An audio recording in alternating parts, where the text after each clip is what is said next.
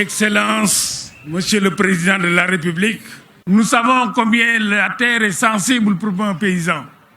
Mais fort heureusement, Monsieur le Président, les promesses que les partenaires avaient accepté de nous faire sont aujourd'hui en train d'être réalisées. Et je dois dire que vous-même, Monsieur le Président, vous avez dû intervenir personnellement en demandant à Monsieur le ministre des Finances, Amadou Ba à l'époque, de faire que le projet puisse bénéficier de la dérogation en ce qui concerne l'ouverture des comptes offshore à Londres. N'eût été votre intervention, ce projet ne serait pas réalisé. Je voudrais donc vous remercier. Qu'est-ce que le projet nous avait promis? Déjà dans la phase de construction, 300 jeunes sont en train d'y travailler et les 2/3 appartiennent à la localité. Ils sont en train de réaliser au plan social des marchés, Mbayène, Taïba Ndiaye. Il y a 10 jours, ils ont inauguré une salle au lycée de Taïba Ndiaye. Et le plus important, Monsieur le Président, dans le cadre de la RSE, ils envisagent d'accompagner la commune pendant les 20 ans en injectant plus de 300 à 400 millions tous les ans au titre de la RSE. Et nous espérons, au titre de la contribution économique, autant d'argent pour renforcer les moyens de la commune. C'est dire que le pari que nous avions fait, Monsieur le Président, est en train d'être gagné. D'être gagné, c'est vrai, parce que vous l'avez dit, l'accès universel à l'électricité. Sur ce plan, Taïba Ndiaye est en train véritablement de le réaliser, si ce n'est déjà fait à 100%. Nos 35 villages, les 33 sont déjà fonctionnels. Les 2 qui restent sont déjà connectés et il ne reste que la mise en service. Pour dire que, Monsieur le Président, nous sommes 100% à l'électricité. Pour l'eau, nous l'avons réalisé depuis très longtemps. Nous avons même alimenté des villages de la commune de Darou Khoudoss. Même chose pour le désenclavement. Pour l'éducation et la santé, ça complète les 5 accès dont vous avez parlé. Nous voulons que notre commune fasse partie de ces premières communes qui vont aller vers l'émergence avec les 5 accès que vous avez définis. Monsieur le Président, je voudrais remercier tous vos partenaires. Si nous avons réalisé tout cela, c'est à partir de vos instructions avec les partenaires des collectivités territoriales. Je salue la présence du secrétaire exécutif du PNDL. Le dernier village, Maka, que nous sommes en train de connecter, c'est grâce à sa convention que nous l'avons réalisé. Le PUDC également a apporté un appui. L'Agence sénégalaise d'électrification rurale a apporté son appui. Mais l'appui de la Sénélec a été déterminant, Monsieur le Président. Je voudrais le remercier, les collègues, les directeurs, tous les directeurs de la Sénélec. Ils se sont investis depuis 1 mois pour qu'avant cette journée, nous puissions atteindre les 100%. Merci, Monsieur le Directeur Général. Les instructions que vous avez reçues du Président de la République, de votre ministre de tutelle, M. Makhtar Cissé, que je salue, sont en train d'être réalisées. Et je parle à mon nom, au nom de tous les maires. Le président Aymérou Gningue est là, le maire Magor Kane de Darou Khoudoss, le maire Moussa Ndiaye est là. Tous ont bénéficié du même programme avec des dizaines de villages collectés à l'électricité. Et je peux le dire pour l'ensemble des maires, ici présents, notre ami Magué Ndiaye de Noto également est là, que je félicite pour les réalisations au niveau de sa commune. Monsieur le Président, je ne saurais terminer sans vous faire quand même 2 doléances et une proposition. La première doléance, Monsieur le Président, notre commune est entourée de grosses entreprises. Les ICS, le GCO, le parc éolien, Tobin Power, les lignes de Manantali, de l'OMVS. Nous subissons beaucoup de pollution et nous souhaitons disposer d'un hôpital, Monsieur le Président. La deuxième doléance, nous avons fait 100% en eau, en adduction d'eau. Mais du fait de l'augmentation rapide de la population, aujourd'hui, nous avons des problèmes de saturation. Il nous faut un 4e forage pour répondre à la demande des populations. Ceci d'autant plus que le parc éolien et Tobin Powo se sont engagés pour électrifier nos trois forages avec le solaire, ce qui sera de nature à diminuer de façon drastique le coût de l'eau qui est déjà à 250 et qui pourrait être ramené à 100 francs. Monsieur le Président, voilà les 2 doléances et la dernière proposition que nous voulons faire concerne le logement social. Le ministre de l'Urbanisme nous a écrit à tous les maires pour mettre à disposition 50 à 100 hectares. Notre commune est en train d'examiner la question, mais nous voulons apporter un plus. Nous avons des cadres de la localité qui ont conçu des modèles qui permettent d'utiliser les matériaux locaux, la terre battue, ce qui nous permettra d'avoir des logements de 4 pièces à moins de 12 millions de francs CFA. Nous acceptons donc ce projet et nous voudrons vous accompagner dans cette volonté d'un toit pour tous, compte tenu justement de l'environnement très favorable dont nous disposons. Bonjour à tous et merci pour votre présence aujourd'hui à la cérémonie d'inauguration du parc éolien de Taïba-Ndiaye. C'est vraiment un honneur pour moi et un plaisir d'être ici aujourd'hui parmi vous. Je voudrais tout d'abord remercier tous ceux qui ont fait que ce rêve de parc éolien devienne une réalité. Tout d'abord le maître d'ouvrage, Lekela, le développeur historique, Saréol, la présence de Bruno et Jeannot, qui ont été des moteurs sur ce projet. Le gestionnaire de réseau, la Sénélec, et je salue tout particulièrement son directeur général aujourd'hui, avec qui nous travaillons depuis plus de 10 ans. Nos fournisseurs, et notamment Eiffage, les prêteurs, OPIC, EKF, le gouvernement sénégalais, la municipalité locale de Taïba, les ambassadeurs du Royaume-Uni, des États-Unis, de l'Espagne, de Belgique, du Danemark et enfin tous mes collègues de Vestas qui ont contribué sur ce projet depuis de nombreuses années. Merci à tous. Grâce à vous, ce projet a été rendu possible. Je voudrais vraiment souligner votre leadership, Monsieur le Président, à la tête d'un gouvernement engagé dans le développement durable pour votre pays. Vous avez soutenu dès le début ce projet. Sans votre engagement, nous ne serions pas ici aujourd'hui. Nous nous rappelons très bien, en décembre 2014, la rencontre avec vous, avec votre ministre des Finances, à Madrid, où vous aviez confirmé tout votre soutien pour ce projet ambitieux pour le pays, qui fait partie intégrante du plan Sénégal émergent. Pour Vestas, leader mondial de l'éolien, ce projet constitue une étape clé dans le développement d'énergie éolienne en Afrique. À ce jour, Vestas a 2,5 gigawatts de projets installés ou en construction. En Afrique, au Moyen-Orient, dans des pays comme le Maroc, le Cap-Vert, le Kenya, l'Afrique du Sud, l'Égypte, la Jordanie, l'Arabie Saoudite. Et maintenant, au Sénégal, avec le plus grand projet éolien d'Afrique de l'Ouest, avec plus de 158 mégawatts, qui apportera 15% du mix énergétique. Notre vision est de voir un monde entièrement alimenté par les énergies renouvelables. C'est possible, et nous pouvons le faire grâce à nos passions communes et à notre collaboration avec des partenaires engagés. Nous voyons plusieurs tendances positives pour l'accroissement de la demande des énergies renouvelables. Une réduction significative des coûts d'énergie renouvelable, en particulier de l'énergie éolienne. Plus de 30 pays, dont certaines grandes puissances économiques, se sont engagés à éliminer le charbon. Plus de 100 grandes entreprises sont déterminées à alimenter leur opération uniquement avec de l'électricité renouvelable.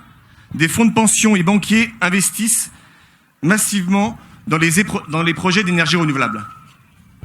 Les universités et centres de recherche imaginent un avenir avec une énergie propre, indépendante, fiable et sans aucune émission de CO2. Et tandis que les coûts continuent de baisser, l'efficacité énergétique s'améliore, nos turbines deviennent plus grandes, plus hautes, plus efficaces, plus fiables. Regardez autour de vous. Le projet a offert des opportunités d'emploi localement et augmentera l'activité socio-économique de la région de Taïba, tout en aidant à résoudre le défi énergétique du pays. Pendant le pic de la construction, plus de 800 emplois ont été créés, bénéficiant à la communauté locale, à la fois financièrement et en termes de compétences, de connaissances, permettant des perspectives d'emploi futures. Pour une petite anecdote, nous avons, Vestas, embauché 15 techniciens sénégalais formés ici. Grâce à eux, ces turbines tournent. Je ne sais pas si vous avez constaté, il y en avait une qui était en panne ce matin et ils les ont déjà réparées. Bien que l'éolien continue d'être au cœur des offres de Vestas, nous développons aussi continuellement notre technologie. Un exemple, les solutions hybrides, qui permet déjà de régénérer des services additionnels et d'ajouter de la stabilité au réseau. Par exemple, Vestas construit en ce moment, en Australie, le projet Kennedy de 60 MW. C'est le premier projet hybride au monde à échelle industrielle. Il combine éolien, solaire et batterie stockage. Et nous serions éventuellement en mesure de faire de même au Sénégal.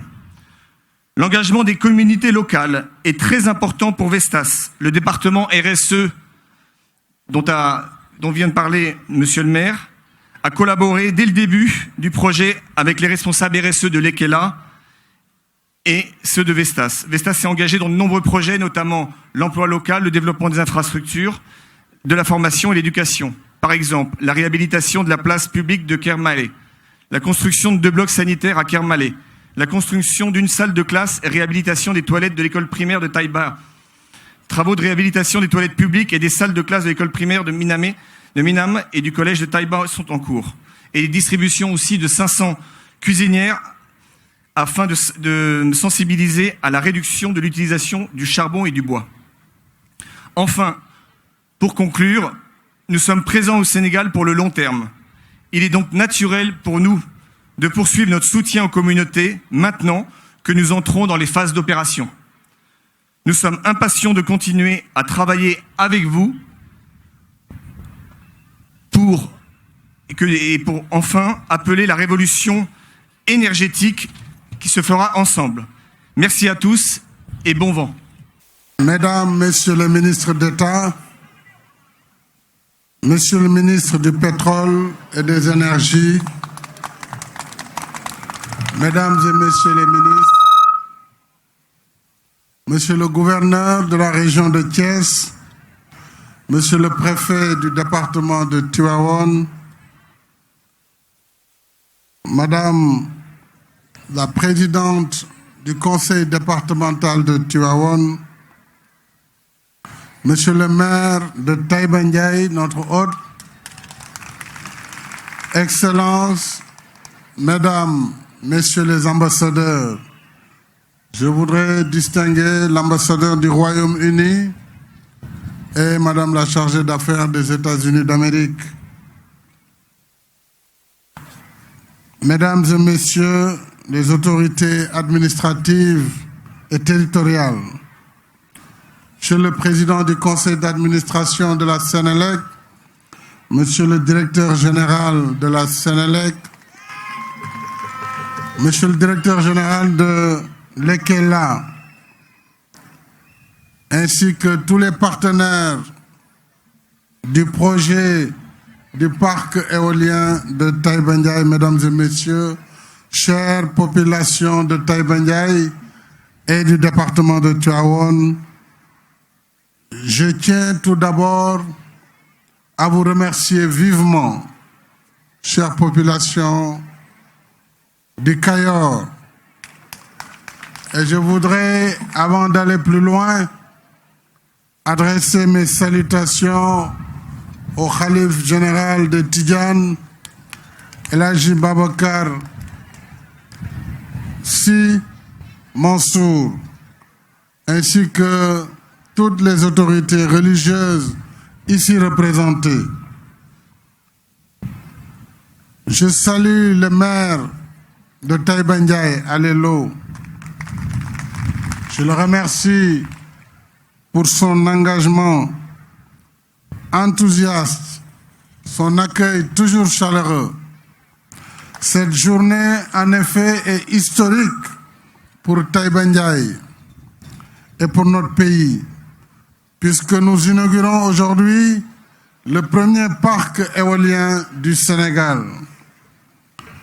Avec l'accomplissement de cette grande cause nationale, je dois saluer l'esprit de collaboration de la commune de Taïba Ndiaye qui, en mettant à disposition le foncier qui abrite ce projet, inscrit en même temps son nom dans le marbre reluisant de l'histoire du Sénégal.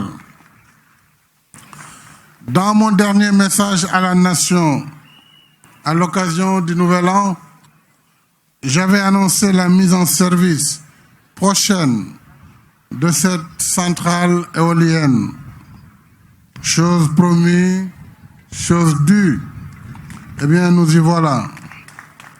Aujourd'hui, joignant l'acte à la parole, nous franchissons une nouvelle étape dans notre marche résolue vers le Sénégal émergent. Le Sénégal émergent, c'est le Sénégal qui carbure, poussé dans son élan par un mix énergétique qui allie toutes nos potentialités afin d'assurer un service continu, de qualité et à des coûts compétitifs. C'est tout le sens de ma vision pour l'accès universel à l'électricité, vision déclinée dans la programmation de la phase 2 du plan Sénégal émergent. Je voudrais vous dire toute la fierté qui m'anime et surtout féliciter le Cayor, la région de Thiès, mais aussi le département de Tivaouane, à travers ces champs solaires et ce parc éolien. Vous êtes en train de devenir le foyer ardent de l'énergie renouvelable du Sénégal et de l'énergie propre. Et je saisis l'occasion pour saluer le travail de la Sénélec. La Sénélec, qui est un modèle assez rare en Afrique, puisqu'il s'agit d'une société nationale à 100% à capital public, qui a réussi le pari de la production, le pari du transport, de la distribution, et qui aujourd'hui, par les efforts de son management, à travers ses différents directeurs généraux, à travers aussi le soutien du ministre de l'Énergie et du Pétrole, la Sénélec est un modèle qu'il faut renforcer grâce au développement des productions indépendantes. Nous avons là un mix énergétique qui est en marche, qui permet de projeter le Sénégal parmi les pays qui respectent l'environnement, puisqu'à ce jour, nous sommes à près de 22% d'énergie renouvelable, donc d'énergie propre, et à la fin de cette centrale éolienne de Taïba Ndiaye, nous serons à 30%. Compte tenu du fait qu'à partir de 2022, dans 2 ans plus précisément, le Sénégal passera du gaz à l'électricité, gas to power, ce qui devra permettre à notre pays d'être l'un des rares qui utilisera quasiment à plus de 90% de l'énergie propre. Car, il faut le rappeler, le gaz est un clean energy, même s'il n'est pas renouvelable. Je voudrais donc vous féliciter, Monsieur le ministre, ainsi que la Sénélec, puisque ma vision déclinée dans le PSE, à travers la lettre de politique de développement du secteur de l'énergie, a été d'améliorer les performances du sous-secteur, de diversifier nos sources d'énergie pour nous affranchir d'une trop forte dépendance aux énergies classiques, mais aussi d'étendre la fourniture de l'électricité à l'ensemble du monde rural afin que tout le pays soit éclairé à l'horizon 2025. Ce faisant, après l'énergie hydraulique et solaire, en attendant, je l'ai dit, l'exploitation des ressources gazières, dans 2 ans, nous allons nous installer résolument dans l'ère des énergies propres et respectueuses de l'environnement. Nous tenons ainsi progressivement nos engagements au titre de l'accord de Paris sur le climat et de sa feuille de route vers des sociétés et des économies résilientes de plus en plus sobres en carbone. Nous avons là, après les 8 centrales solaires déjà en service, la centrale éolienne de Taïba Ndiaye d'une capacité de 158,7 MW, et cela nous conforte dans la transition énergétique contre le réchauffement climatique. Sur le plan environnemental, cette centrale permettra en effet d'éviter le rejet de 300 000 tonnes de gaz carbonique par an dans l'atmosphère. C'est énorme. Avec la dynamique que nous avons lancée depuis 2014, nous en sommes désormais à 22%, je l'ai dit, d'énergie renouvelable disponible sur l'ensemble de notre réseau national. Et nous serons très bientôt à 30% de renouvelables à la fin de cette seconde phase du parc éolien de Taïba Ndiaye. Alors, ce parc permettra la fourniture à plus de 2 millions de personnes et représente à lui tout seul 15% de notre production électrique. Et nous irons encore plus loin dans le mix énergétique. Et je voudrais demander à l'EKELA de poursuivre l'audace en augmentant ses capacités. Peut-être que nous pourrions aller encore à 100 MW d'éoliennes. Évidemment, sur la base d'un nouveau contrat d'achat d'énergie, il doit être possible, grâce à la combinaison également du stockage, vraiment de faire de Taïba Ndiaye un des foyers de production d'énergie électrique du Sénégal. Pour terminer, je voudrais remercier la compagnie Lekela ainsi que ses contractants qui ont, par leur expertise reconnue à travers le monde, qui nous ont donc fourni ces très belles éoliennes, et remercier surtout les partenaires qui ont financé ce projet. Et je voudrais, à travers donc cela, saluer l'engagement de OPIC, donc des États-Unis d'Amérique, mais aussi les efforts du gouvernement britannique à travers ses institutions, et remercier bien entendu les populations et les élus qui ont fait de ce projet un succès. Pour terminer, permettez-moi de dire que nous allons maintenir le cap du Sénégal en route vers un avenir plus prospère, un avenir plus éclairé au grand bonheur de nos populations, des villes comme des campagnes. C'est cela le temps de l'action. C'est cela le programme Liggéeyal Ëllëg. C'est cela l'équité territoriale. C'est cela aussi la justice sociale. Et c'est surtout cela le Sénégal de tous, le Sénégal pour tous. Je vous remercie de votre aimable attention.